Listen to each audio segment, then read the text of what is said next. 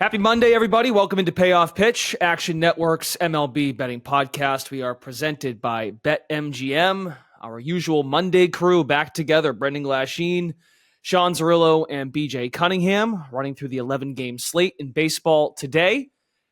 We are here Mondays, Tuesdays, and Fridays during the season. If you didn't know so already, we're trying to finish strong here down the stretch with about 12, 13 games to go for most teams. And we will have Payoff Pitch during the postseason, if you were wondering. So more to come on that as that date nears. Please rate, review, and subscribe to the podcast wherever you listen. If you do watch on our Action Network YouTube channel, please subscribe and also like the video as well. I want to shout out our video team. Okay, let's dive right in. Zerillo, what do you got for a best bet today? Yeah, going with the Los Angeles Dodgers. They sat their starters yesterday, essentially, after clinching the playoff spot, clinching the NL West on Saturday. I'm not sure which one they clinched, but they did sit their starters yesterday. First overall seed in the National League is still not locked up yet. They are 5 games behind the Braves, or 4.5 games behind the Braves. So it is still within play, and they still do have something to play for with about 14 games to go. But probably here in about 5 days or so, 6 days or so, once that magic number winds down for the Braves, you may see both teams ultimately sit players once both have, completed their positioning and ultimately settle into the 1 and 2 seeds in the National League. But the Dodgers still do have something to play for right now, so would expect their starters to be back in the lineup tonight, fully healthy lineup. Going against the Detroit Tigers, Lance Lynn obviously been much better since coming over from the White Sox, allowing fewer home runs. I mean, it was impossible to allow as many home runs as he was previously because it was about 3 a game, but definitely gotten the home run issue under control. Dodgers slightly modified his pitch mix, and the underlying pitch modeling metrics have been tremendous. Gotten him back around a mid-3, low-3s type ERA projection based on what is coming out of his hands. So Lance Lynn, much better than he was earlier in the year. Eduardo Rodriguez trending in the other direction, moving towards about a 5 in his underlying pitch modeling metrics. So not sure if Rodriguez is wearing down as the season is going on, maybe just not carrying as much as Detroit is falling out of it. Maybe he's going to opt back in to his deal with the Detroit Tigers and isn't pitching for a free agent contract necessarily anymore. So curious to see what Rodriguez does this offseason, but by and large, just see value on the Dodgers here.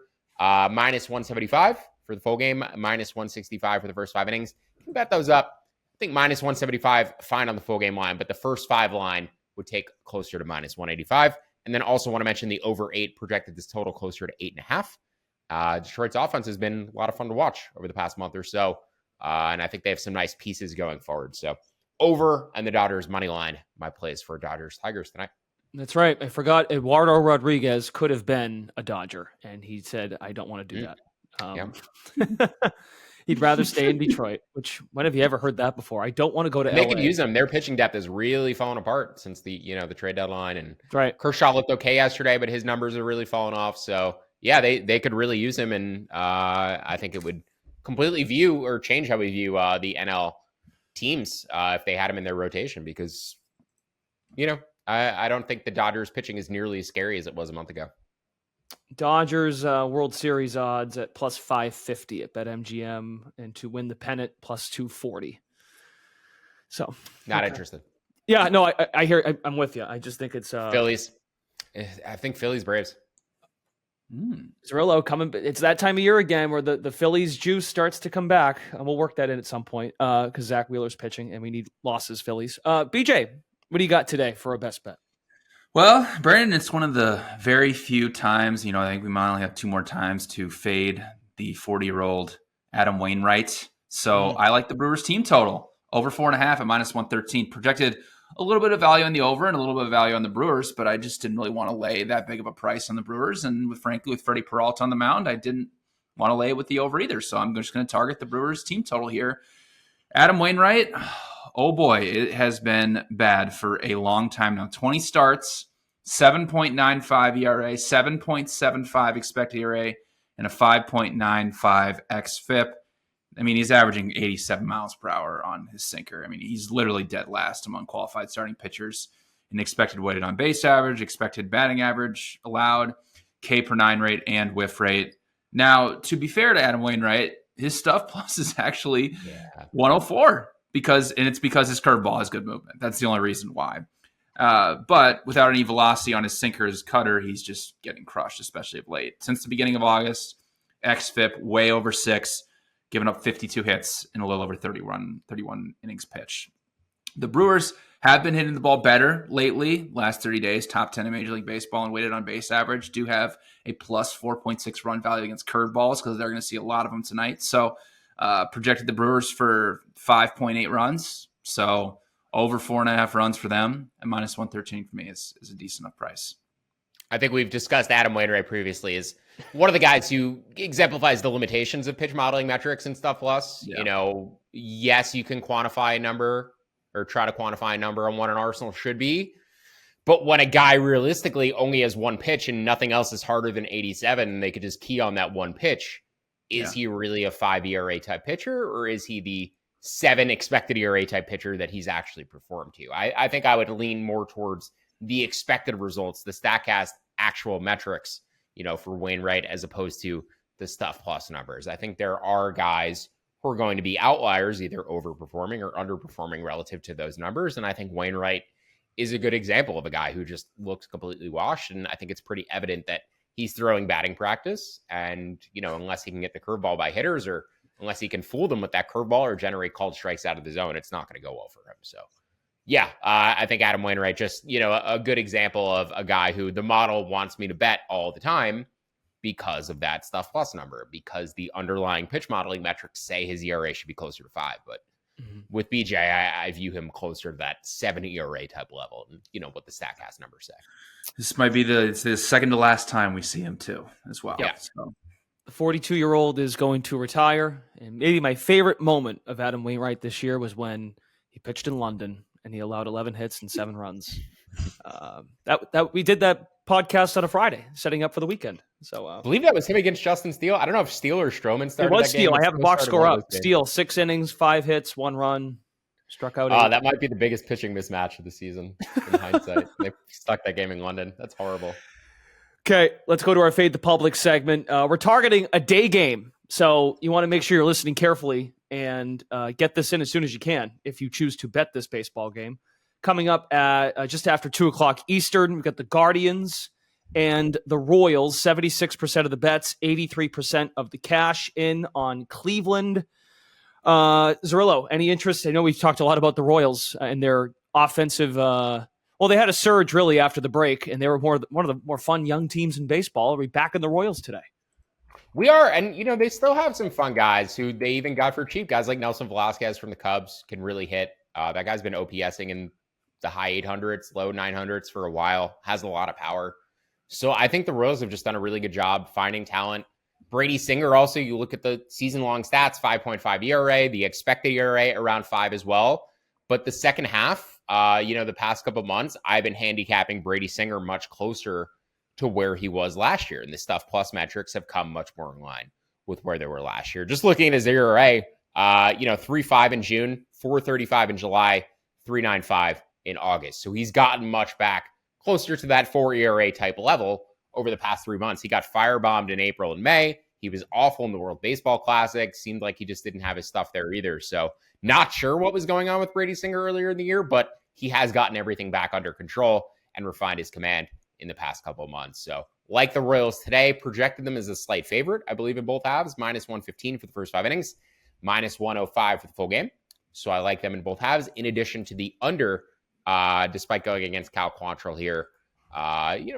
Guardians, good bullpen, good defensive team, made this total closer to 9, and knocked down the run-scoring environment in Kauffman by about 4% compared to a typical day. So on a typical day, I'd make this total 9.4, but today I made it closer to 9. So under 9.5 to get plus money. Would bet that to about minus 110, and then the Royals in either half as well.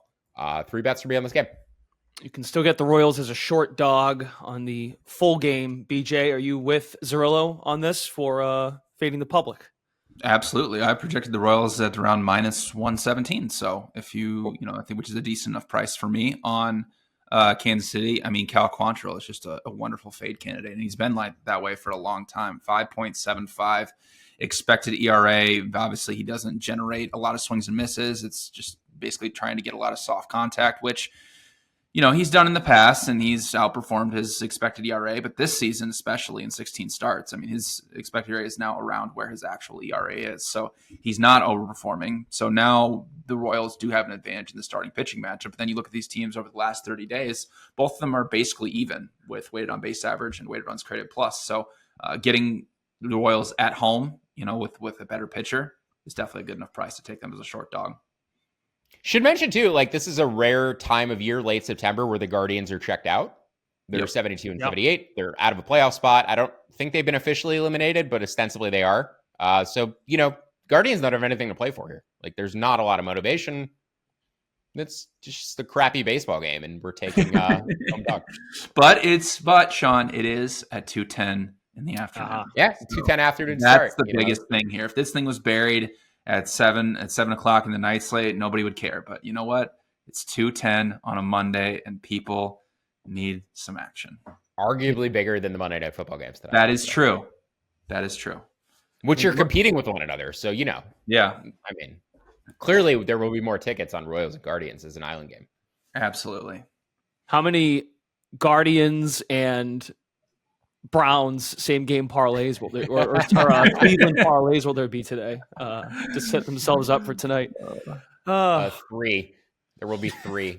But, I will say one thing before we go. I have a bet. I only have one friend who's a Guardians fan, and I basically back early in the season, he thought they were going to be good, and I have a pretty substantial bet with him that they're going to go below 500. So this thing has been very, very fun to follow throughout the entire season. And we'll see. I mean, I can eat my lunch. I said the two teams who were going to improve the most or benefit the most this year from the new rules were Cleveland and St. Louis, and they've both been awful. Now, I said that based off of like my modeling, my numbers, my intuition.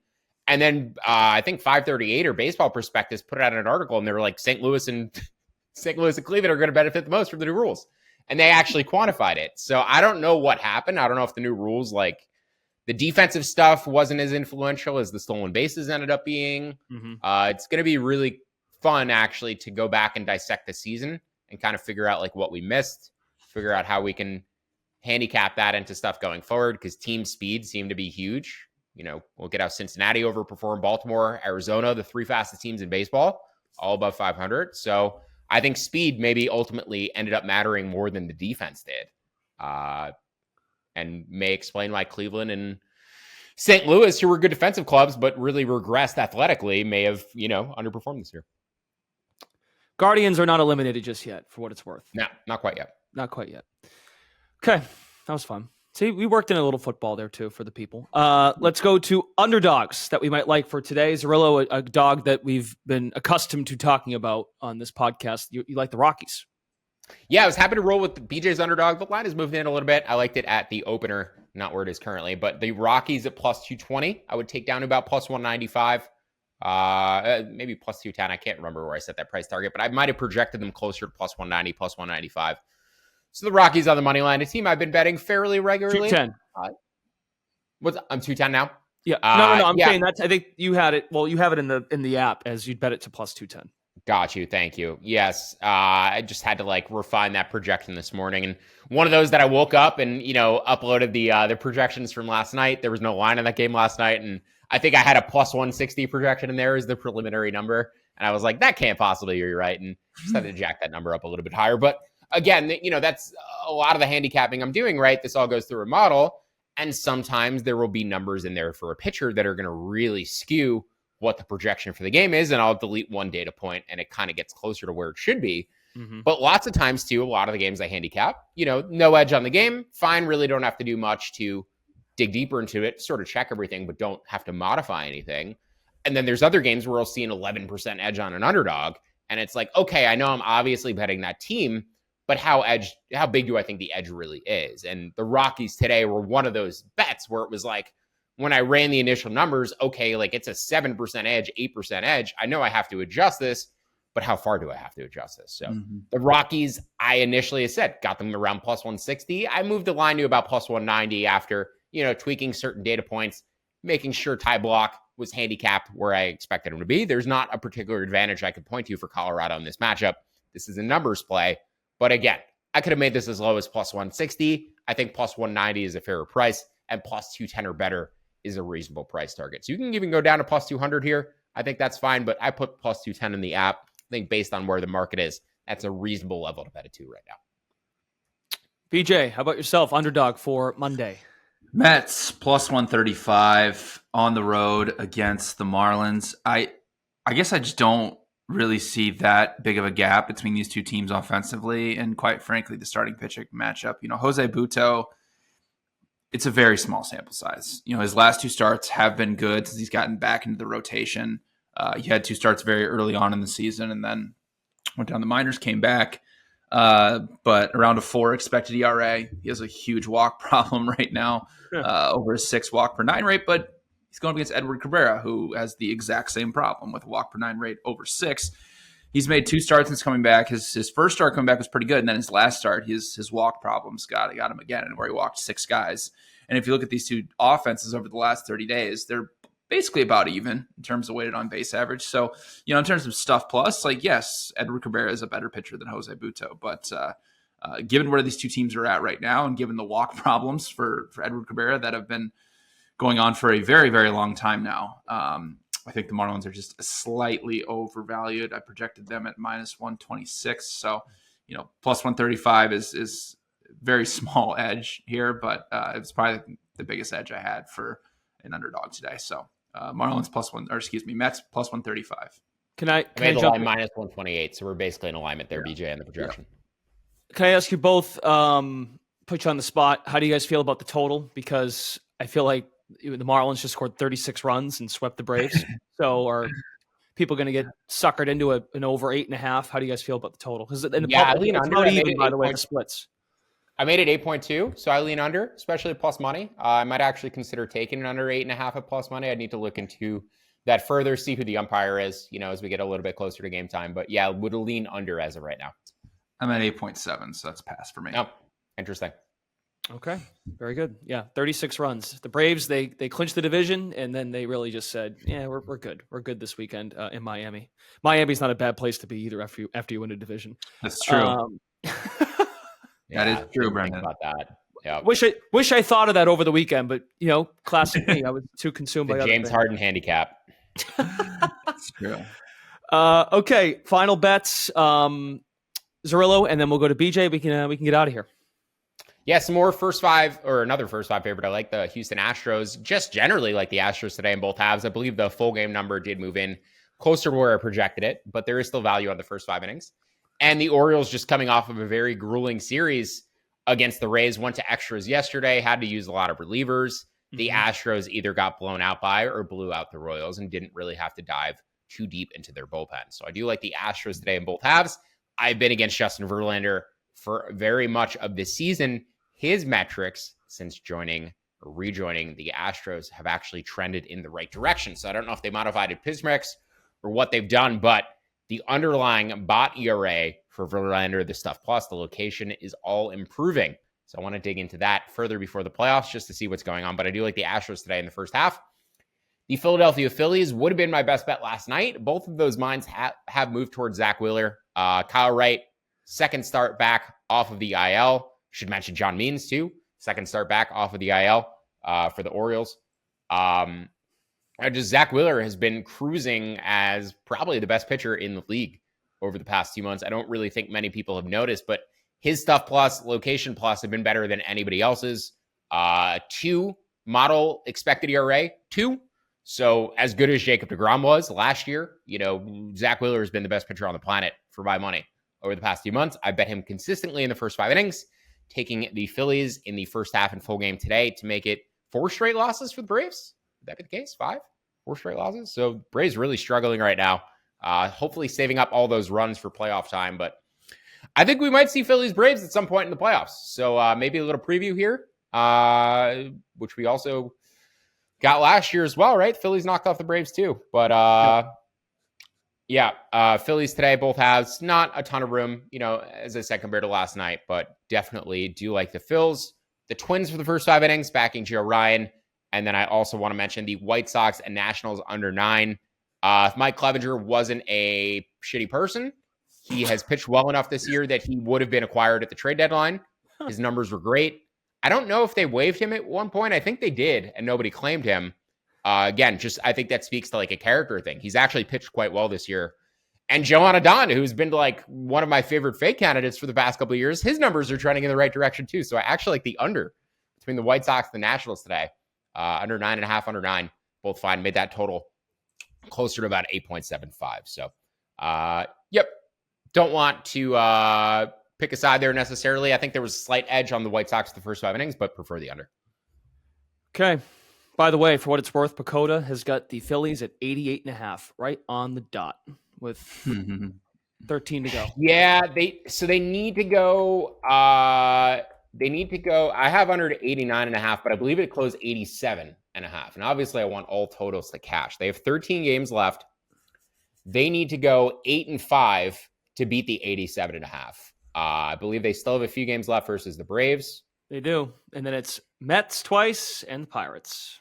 So it's the Pirates and the Mets series that are probably going to determine it. I think the Phillies may need to like sweep one of those series to do it. 8-5 is a relatively tall task. I obviously feel a little bit better with the 89.5, but I think the 87.5 can get there. And it really came alive in the past couple of weeks. Like they were going to cruise over that total. In September, they've hit a little bit of a lull again. So Phillies back alive. Diamondbacks to make the playoffs. Marlins to miss the playoffs. That's probably a pretty big swing for me right now that I have my eye very focused on. Mariners under 88.5, I believe, is still in play. So we're sweating some win totals here down the stretch. We sure are. That's one of the other fun things about this time of year is sweating those out. So if you do tune in and you were with us at the beginning of the year back in March when we were doing the preview episodes, it's a fun sweat, fun time of year. BJ, yeah, I mean, I said earlier in the year, like I barely pay attention to standings. I literally check the standings every day now. It's right. Like I'm doing math 162 minus 88 minus 73. Like, how many games did they need? Okay. Yeah, that's my my nightly routine after I handicap these games, get the odds in. I'm like, all right, let's check the standings. Let's see how the futures are doing. So the awards seem pretty locked up in both leagues. NL Cy Young still a little bit up for debate, maybe. But yeah, I'm really focused on like the futures positions now and getting the Snakes to the playoffs. Yeah, I know you were out last week. We did a ton of Justin Steele and Blake Snell. Well, Snell was great. Snell was great against the Dodgers. Yeah, I think Snell locked it up this week. And the D-backs might have lost it the D-backs might have blown it for Steele by, that 6th inning that he got left out there. They hit another 3-run home run against him. And that might have been it. Like if he had gotten out of there with 5 innings, 3 runs, he's probably still in it. But that extra 3-run ding he gave up might have been it. So and I know you bet the Snakes. I think it's a good spot, but you never know. Just one blow up could change it. Yeah, I know you bet the Diamondbacks that day too, if I remember correctly. So, yes, yeah, both halves. That was nice. Okay, we did mention Zerillo did mention the Mariners, but BJ, you do actually like them in some capacity today. One more pick, Mariners F5. Brian Woo's a very interesting candidate. He's been pitching very badly over the second half of the season. Had a great first half, so his overall expected metrics for the season, he's sitting around a 3.5 expected ERA.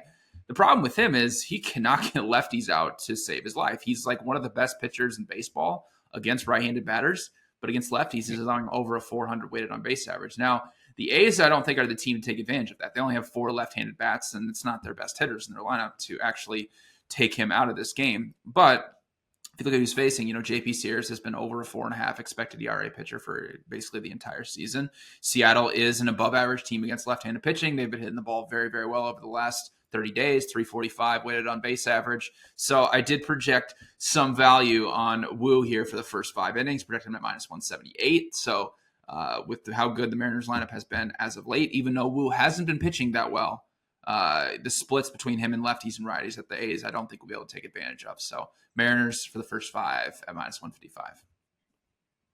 Excellent.